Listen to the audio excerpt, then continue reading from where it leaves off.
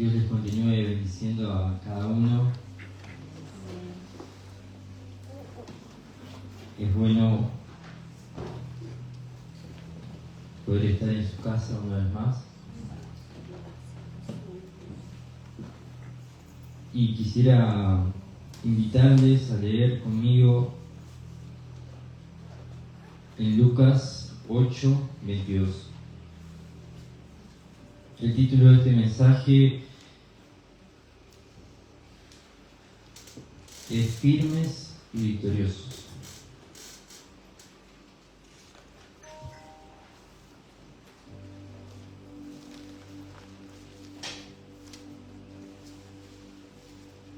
Y a lo largo del mensaje te invito a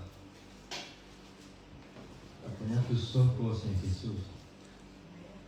El hombre nada tiene para ofrecer, pero hay una palabra que se hizo carne y aún tiene efecto. Leemos en San Lucas 8:22. Dice así: Aconteció un día que entró en una barca con sus discípulos y les dijo: pasemos al otro lado del lago, y partieron. Pero mientras navegaban, él se durmió. Y se desencadenó una tempestad de viento en el agua, y se anegaban y peligraban. Quisiera detenerme un segundito para que recordemos que los discípulos de Jesús, más de 7 o por lo menos 7 eran pescadores. Antes de seguir al maestro se dedicaban a la pesca. Y este pasaje dice que ellos realmente sentían que se iban a morir, porque si sabían del mar, no era una tormenta simple. Entonces ellos realmente creían que su historia podía acabar en ese momento. Pero dice que vinieron a él y le despertaron, diciendo: Maestro, maestro, que perecemos. Despertando él, reprendió al viento y a las olas, y cesaron, y se hizo bonanza. Y les dijo: ¿dónde está vuestra fe? Y atemorizados se maravillaban y decían unos a otros: ¿quién es este?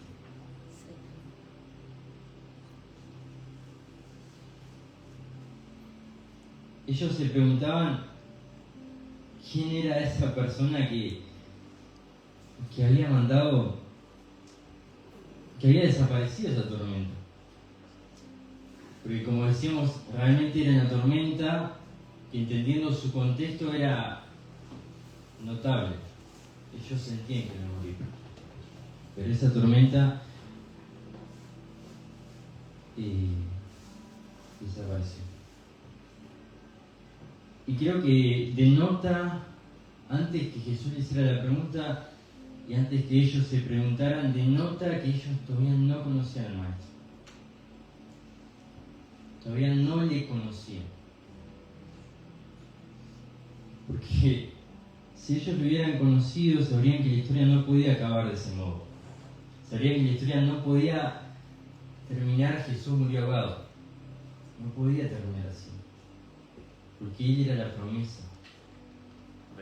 Ahora bien, ellos todavía no lo habían conocido. Ellos no lo habían conocido. Y miremos otro punto. El pueblo de Israel. Un pueblo que fue amado, fue escogido. Un pueblo que Dios separó para Él mismo. Y Dios, cuando habla de Israel, dice que era su hijo. Él miraba a Israel como su hijo, no era cualquier cosa.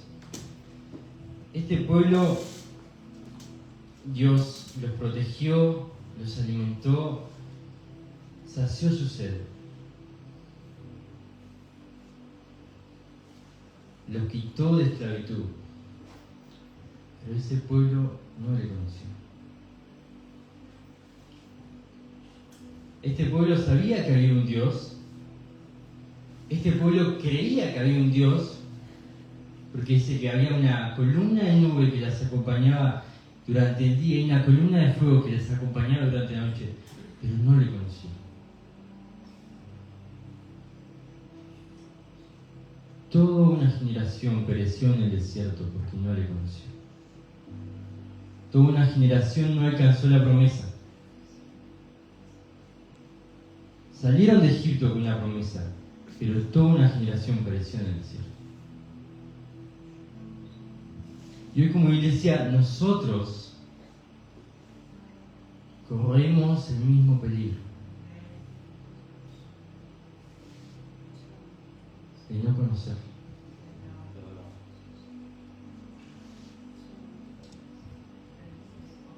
No importa cuánto hagamos, no importa cuánto hagamos,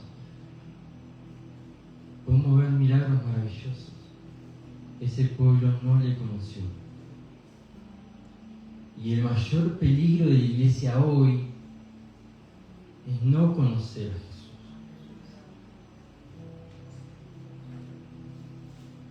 Podemos pasar toda nuestra vida dando vueltas en el desierto y no conocerlo.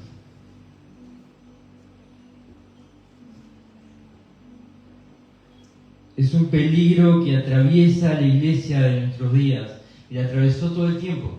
El pueblo de Israel lo atravesó. 40 años pasaron dando vueltas en el desierto, viendo las maravillas de Dios. Una y otra vez se quejaban, querían volver a Egipto, tenían otros amores, creyendo que había un Dios, no le conocieron. Sabiendo que había un Dios, se negaron a experimentar su vida. Se negaron a experimentar lo que Él ya había preparado para ellos. Hoy como iglesia no tenemos que hacer nada. Todo fue consumado.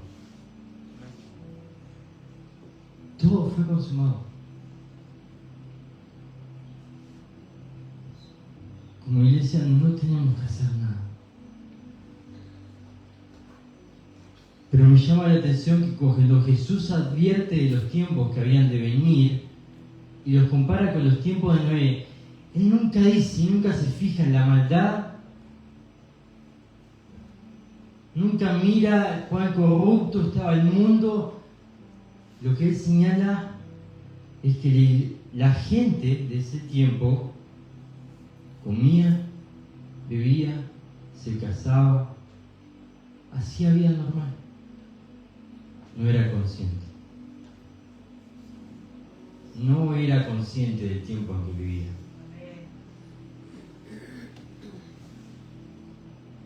Jesús lo dijo. Es una advertencia que nos llega hasta nosotros. Hoy, en los tiempos más radicales que vivimos, cuando las señales que Jesús prometió que veríamos se ven más que nunca, corremos el peligro de comer, beber, salir a la calle, tomar el ómnibus, ir a trabajar, hacer rutina sin ser consciente del tiempo en que vivimos. Es el mayor peligro que corremos como sus hijos. Como cristianos corremos el peligro de dar 40 años dando vueltas en el desierto, negando la vida de Cristo. Nos podemos congregar todos los días negando su vida, sabiendo que Él existe, pero no experimentarlo.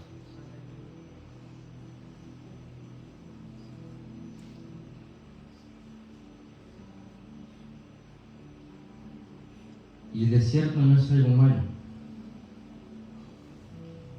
Dios dispuso el desierto para su pueblo,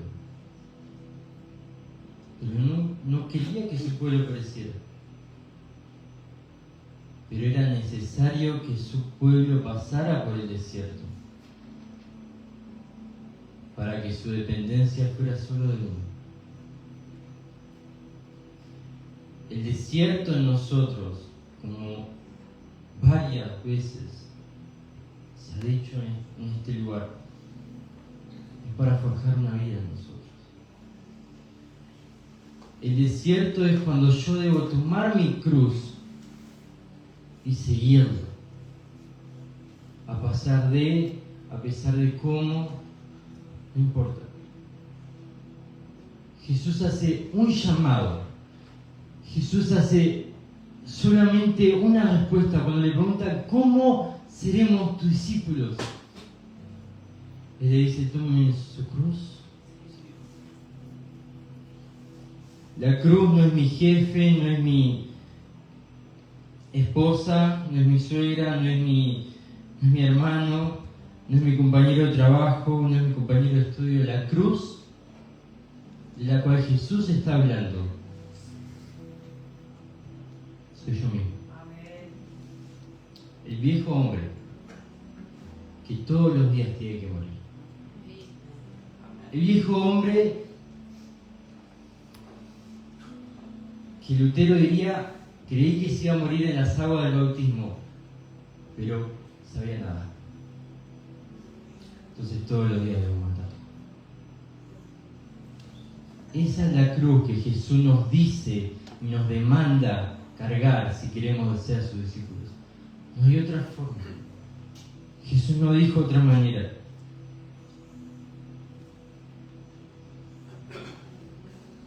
No importa si oramos todos los días, si leemos la palabra todos los días, si nos congregamos todos los días, si cantamos todos los días.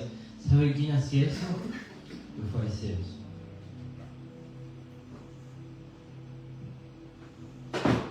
Los fariseos hacían todas esas cosas, se jactaban de cumplir la ley. Cuando Jesús vino, le dijo, huesos secos. No se trata de rutina, se trata de una vida que debe ser expresada. Y lo más lindo de todo es que no va a ser expresada para que yo me engrandezca, porque yo voy a estar muerto. Esa vida se debe dar a conocer para que muchos conozcan las maravillas del Señor. Amén.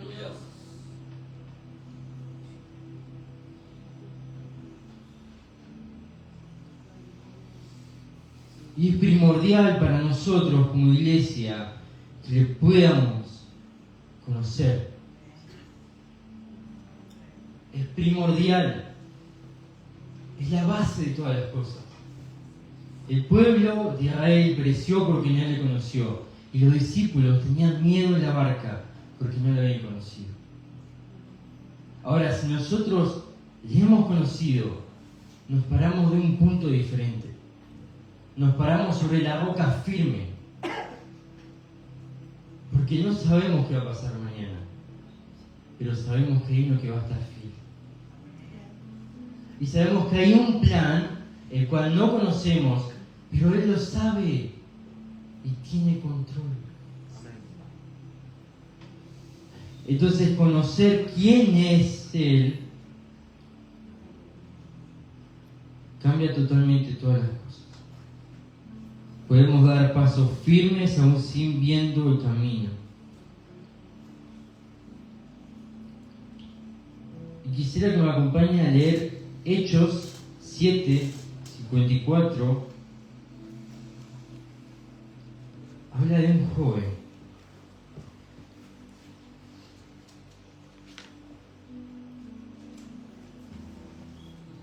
Y dice así: oyendo estas cosas, se enfurecieron en sus corazones y crujían los dientes contra él. Pero Esteban, lleno del Espíritu Santo, puesto los ojos en el cielo, vio la gloria de Dios y a Jesús que estaba a la diestra de Dios, y dijo: he aquí, veo los cielos abiertos y al Hijo del Hombre que está a la diestra de Dios. Entonces ellos, dando grandes voces, se taparon los oídos y arremetieron a una contra él. Y echándole fuera de la ciudad le apedrearon, y los testigos pusieron sus ropas a los pies de un joven que se llamaba Saulo, y apedreaban a Esteban mientras él invocaba y decía: Señor Jesús, recibe mi espíritu. Y puesto de rodillas, clamó a gran voz: Señor, no les tomes en cuenta este pecado. Y habiendo dicho esto, durmió.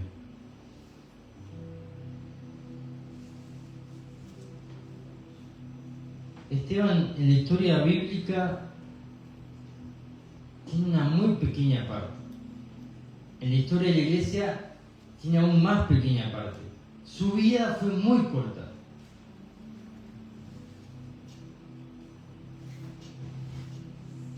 Ahora, la forma en que él marca la historia de la iglesia primitiva es admirable. Pero no ese es el punto, sino que los quiero invitar a que miremos cómo este joven, sabiendo lo que le esperaba, si vamos anteriormente, él empieza a relatar toda la historia del pueblo de Dios. Y él sabía lo que iba a pasar. A diferencia de los discípulos en la barca, él sabía que iba a morir por hacer eso. Él sabía que iba a morir. Pero en ninguna parte él parece que tenga miedo. En ninguna parte él parece que pide misericordia o se retracta de lo que dijo, sino que él está firme en lo que está diciendo. Él no tiene miedo de lo que van a hacer con él.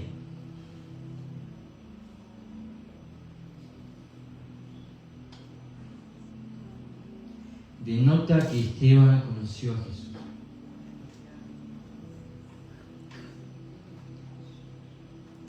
Denota que todos los que estaban en ese lugar pudieron ver a Cristo en Esteban.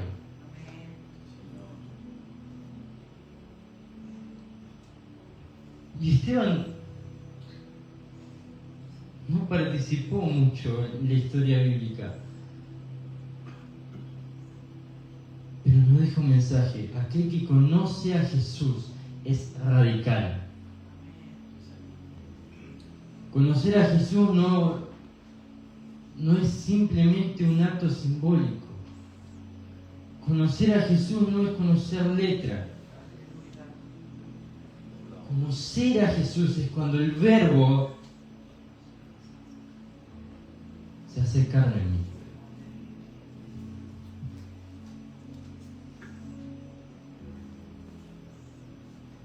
Hay mucha gente que estudia años y años de su vida, pero no le ha conocido.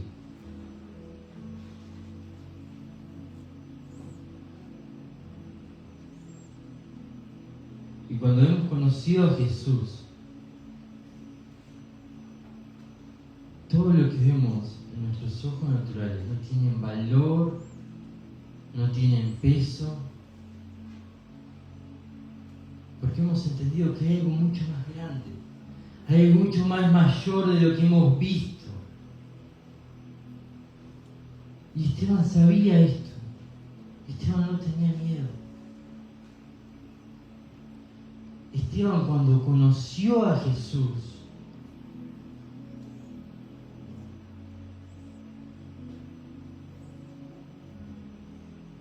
en palabras de Pablo diría que todo lo que tenía valor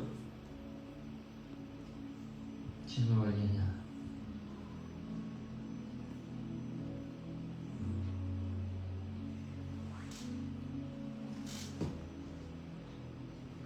Conocerle no es opcional,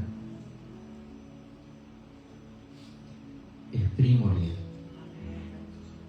En Romanos 5, 1 y 2 dice así: justificados pues por la fe tenemos paz para con Dios, por medio de nuestro Señor Jesucristo, por quien también tenemos entrada por la fe a esta gracia en la cual estamos firmes. Nos gloriamos en la esperanza de la gloria de Dios.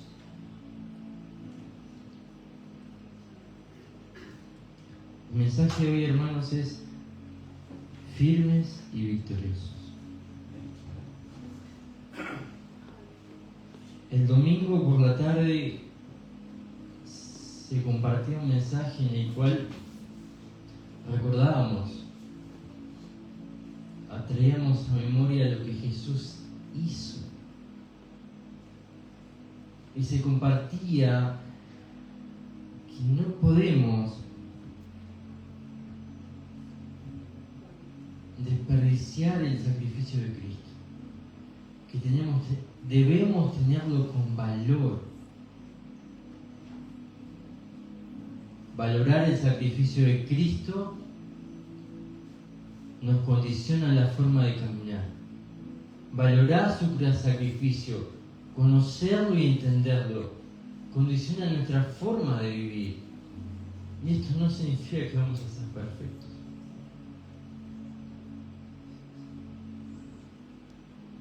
Significa que todos los días voy a tomar mi cruz y seguir.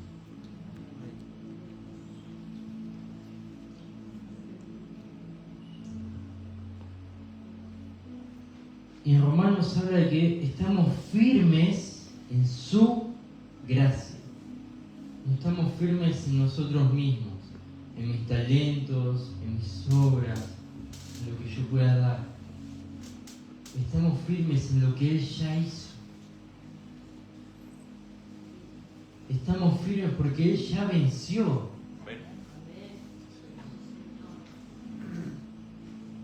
No se trata de lo que podamos hacer, se trata de lo que Él ya hizo.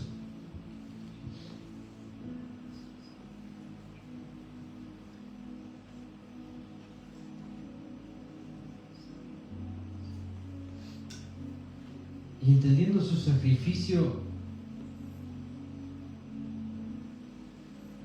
ahora caminamos en un camino el cual es de victoria. ¿Por qué es de victoria? Porque Él ya ganó la batalla. Lo importante del valle de sombra y de muerte no es atravesar. Si bien no es un lugar para quedarse toda nuestra vida, lo importante del valle de sombra y de muerte es poder ver a Cristo. Si Él no nos ha revelado en el desierto, de nada sirvió. Si Él no nos ha revelado en medio de la tormenta no tuvo ninguna utilidad.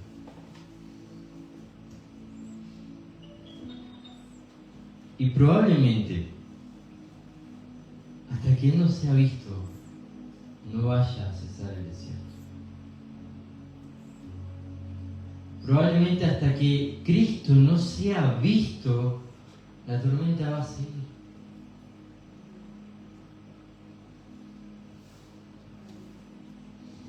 Porque otra vez, como se ha dicho en este lugar, la prueba, la tormenta, el desierto tiene su forma.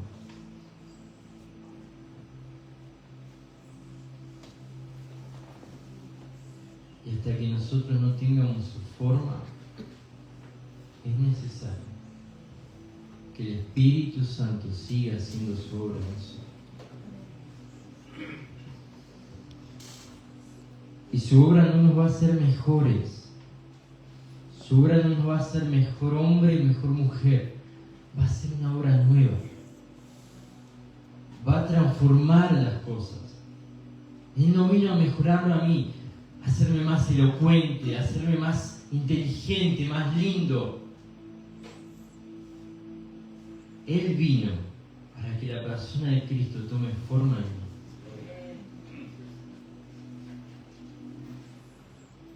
Mateo 24:13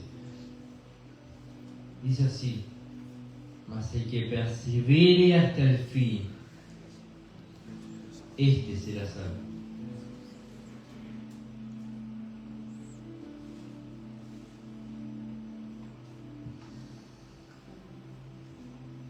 Los tiempos que están por venir no van a ser más fáciles.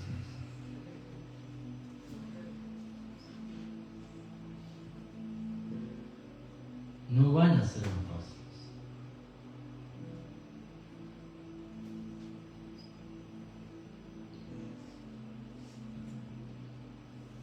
Y Jesús nos dice que los que van a ser salvos van a ser los que perseveren hasta el fin. Dice su palabra que el amor de muchos se enfriará.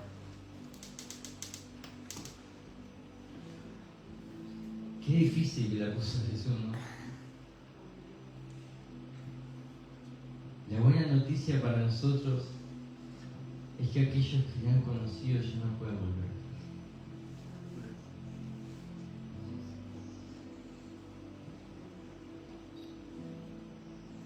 No hablo de letra. No estoy hablando de conocer letra, de saberme definiciones. No se trata de estudios.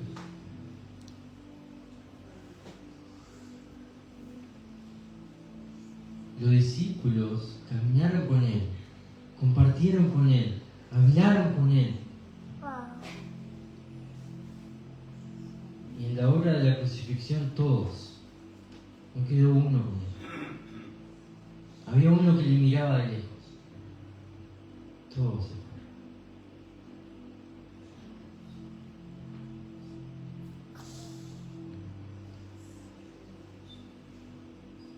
Y un peligro que corre la iglesia, como hablábamos, es no conocer a Jesús. Y muchas veces sabemos tantas cosas. Sabemos tantas cosas. Nos podemos jactar de tantas cosas que hacemos.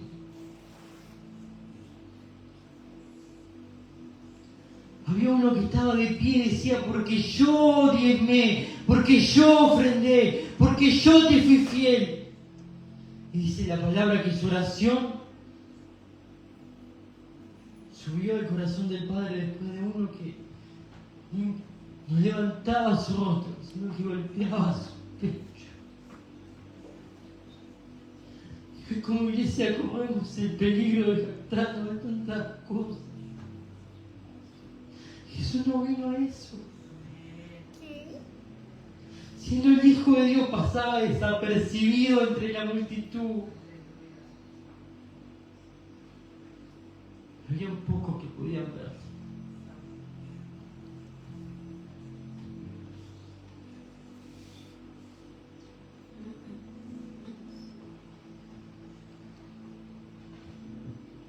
Los tiempos que vienen no van a ser más fáciles. Pero la buena noticia para nosotros es que no estamos solos.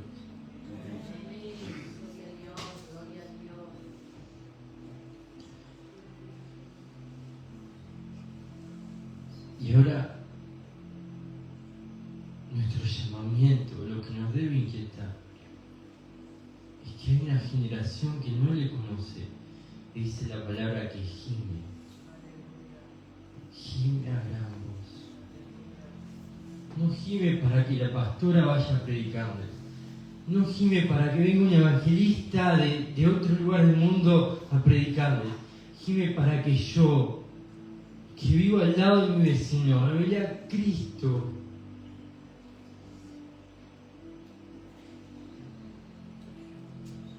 Este Uruguay gime para que nosotros que le hemos conocido demos las buenas nuevas. El Uruguay gime para que nosotros rompamos la estructura y demos a conocer la vida del Hijo. Para que el Hijo no sea escondido, sino que sea visto. Y hermanos, la única forma de que esto pase es de que yo muera.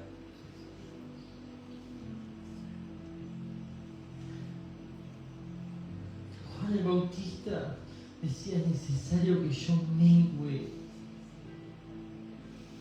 Porque él se había hecho famoso ante Jesús. Había muchos discípulos que venían a decirle, este te está robando la fama. Y él lo entendió todo y dijo, es necesario que yo mengüe. Es necesario que yo sea chiquitito. Para que el único exaltado sea el Cordero que ya venció. Y como iglesia corremos el peligro de estar descuidados.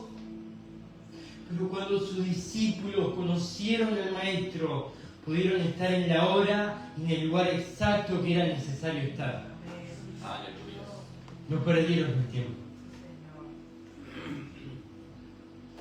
No perdieron el tiempo. La iglesia primitiva fue radical en su hora. Fue radical en su hora. Y no era fácil. No era fácil.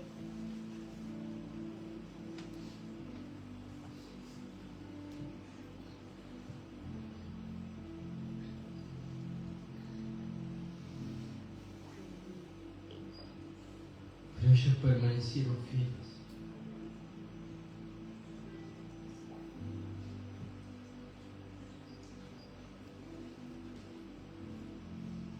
Vivimos pruebas, vivimos luchas,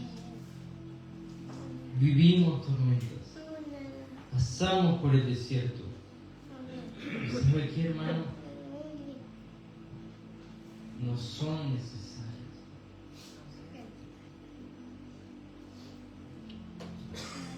Es necesario. Jesús, cuando le dijo lo que iba a pasar con él, sus discípulos le dijeron: Maestro, no vayas. Maestro, vas a ir a que te maten. Y él le dijo: necesario. Gracias a Dios que era necesario. Y hoy es necesario que vivamos lucha. Es necesario que vivamos prueba. No es fácil.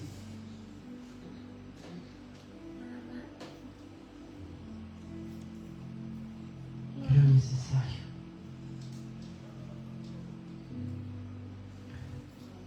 No es fácil, pero es necesario. Porque la iglesia que Dios va a venir a buscar es una iglesia que le ha conocido.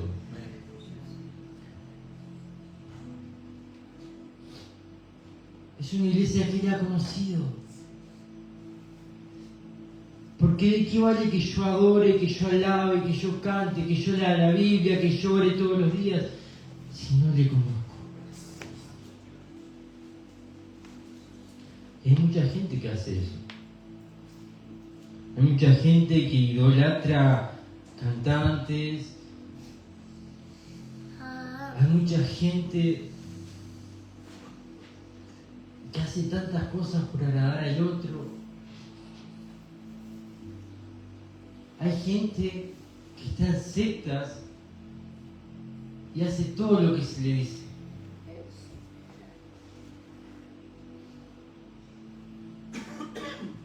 Hay gente que muere por religión. Muere literalmente. Y ellos creen que están haciendo lo bueno. Y Jesús no hace nada de esto. Jesús, siendo Dios, con su palabra podía hacer todas las cosas. Pero ¿sabe qué Él decidió hacer? Humillarse, humillarse, humillarse, humillarse. No estimamos ser igual a Dios, sino que se humilló.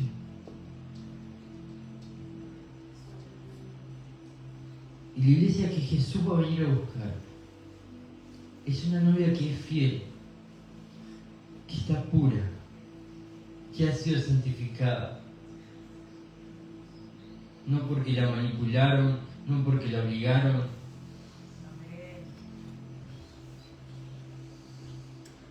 Nada de eso. La novia que va a venir a buscar va a ser pura, va a ser íntegra, porque le ama.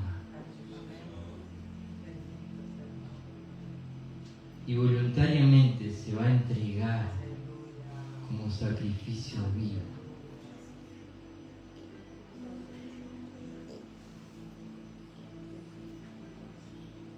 La iglesia que va a permanecer hasta el último día es una iglesia que le ha conocido y camina en integridad, no por lo que los otros van a decir. camina en integridad porque le ama.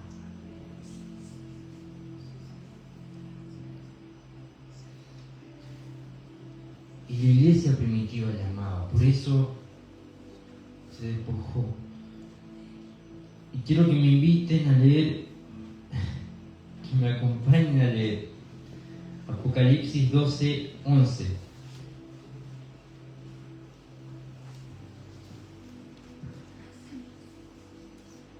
Dice así: y ellos le han vencido por medio de la sangre del Cordero y de la palabra del testimonio de ellos. Y esto es clave. Si queremos ser la iglesia que permanezca en la última hora, es clave que menospreciemos nuestras vidas hasta la muerte.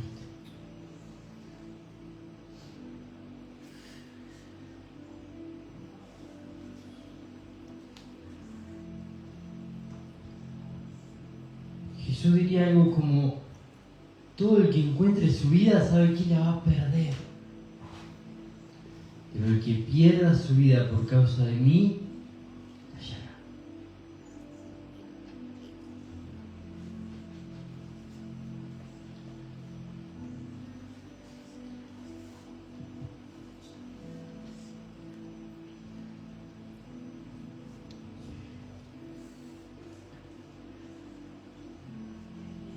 Que hoy podamos ser esa iglesia que no se niega a conocer a Jesús.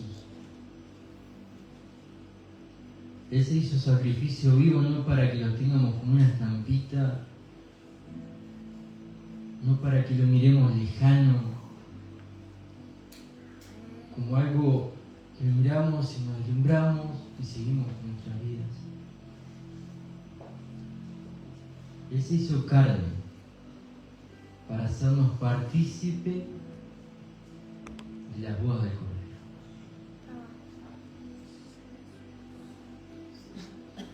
Él quiere que participemos de las bodas. Él quiere que seamos parte de la iglesia gloriosa de los últimos días.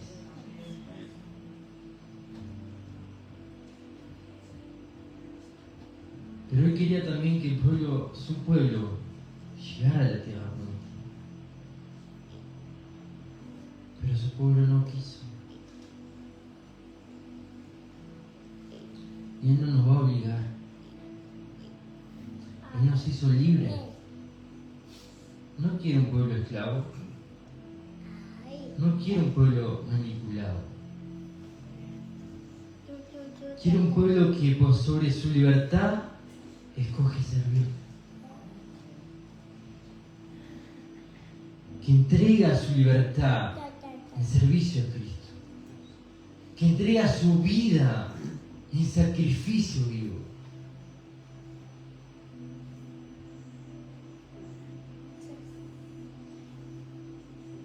Y la buena noticia para nosotros, como les dije, es que ya somos victoriosos en Él. Si hoy estamos en la tormenta, la buena noticia para nosotros es que aunque parezca que el maestro duerme, la historia no va a acabar ahí. Si hoy estuviéramos en esa barca, tendríamos que ser aquellos que están tranquilos. Porque la tormenta, todo lo que viene a hacer es bueno. Viene a formar el Hijo en mí. No vocablo, no palabras nuevas, no canciones nuevas. La vida del Hijo.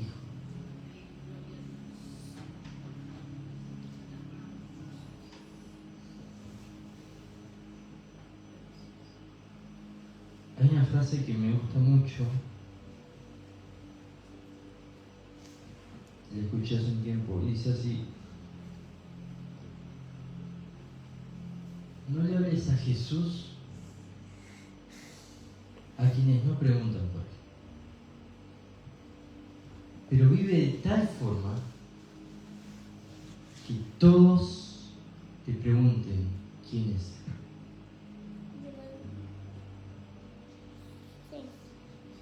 Quizás usted me vea como un hereje en este momento, pero piénsela. Los discípulos de Jesús vivieron de tal forma que todos sabían quién eran ellos. El término cristiano no es un término famoso ni lindo. En la Biblia le llaman cristianos a los que eran pequeños cristos.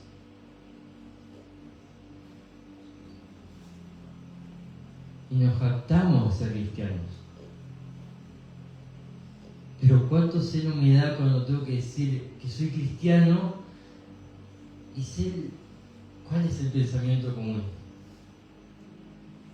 Y hace poquito una persona que no conoce a Dios me preguntaba un poco de la historia de la iglesia.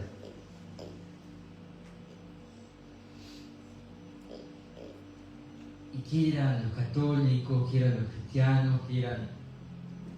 Todas las preguntas que están en el cotidiano.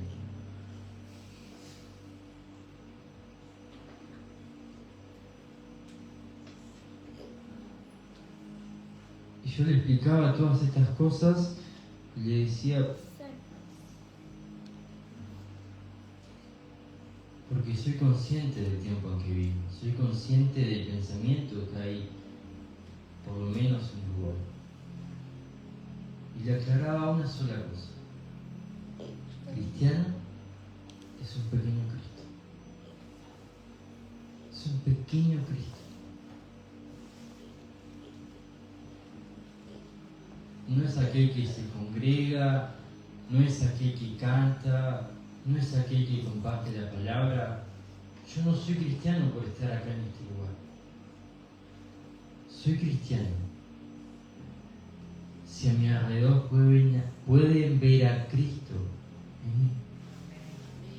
Ese es el término, el original.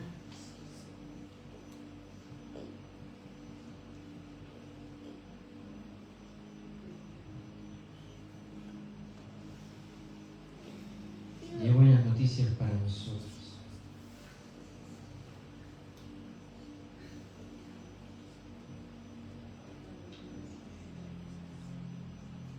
Dios quiere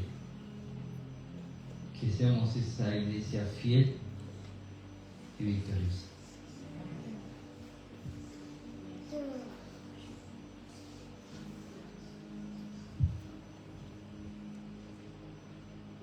Pero es necesario que muéramos. Es necesario que su obra se dé a conocer en nosotros.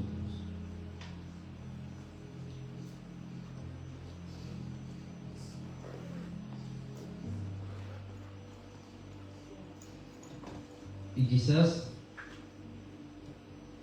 hoy no nos vemos como esos pequeños Cristos.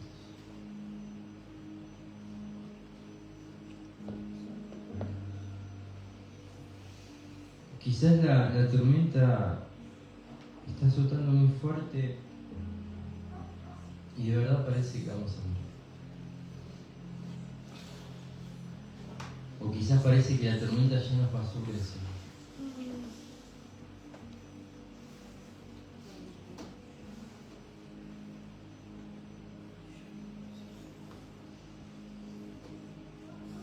No está mal, porque los discípulos también sintieron que iban a morir.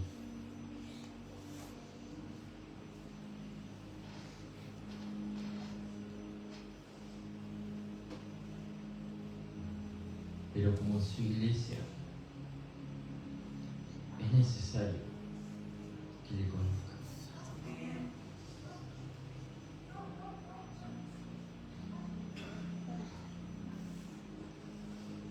Cuando le conozcamos, no hay un fin para conocerlo.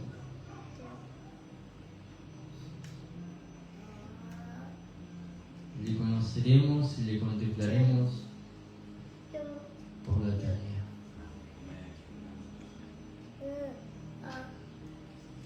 Y no hay tiempo, no hay años, conocerle. No sé cuántos años tenemos cada uno de nosotros de congregarnos, pero para todos aún hay más.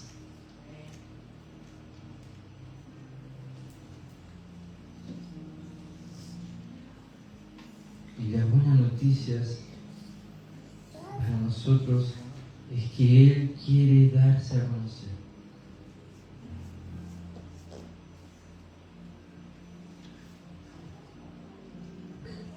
¿Qué te parece si oramos y le damos gracias?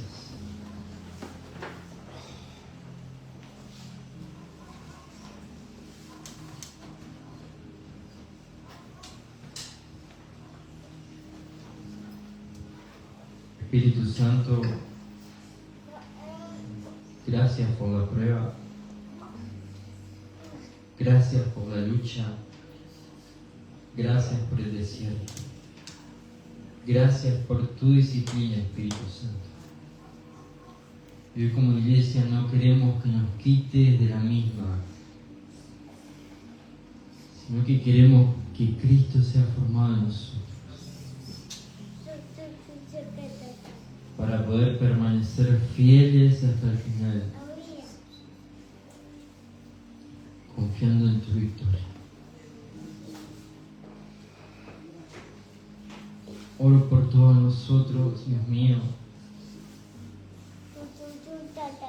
para que tú enciendas nuestros corazones en amor por vos y nos hemos enfriado.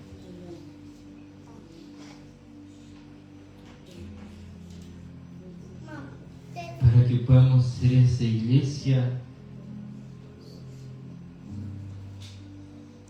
que no importa si es difícil, permanece pura, permanece íntegra, permanece santa hasta que tú vuelvas.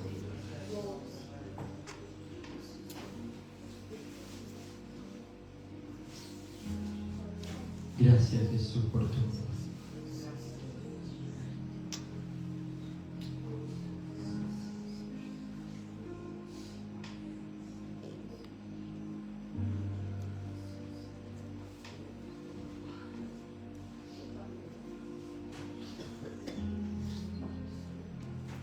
Gracias, Jesús.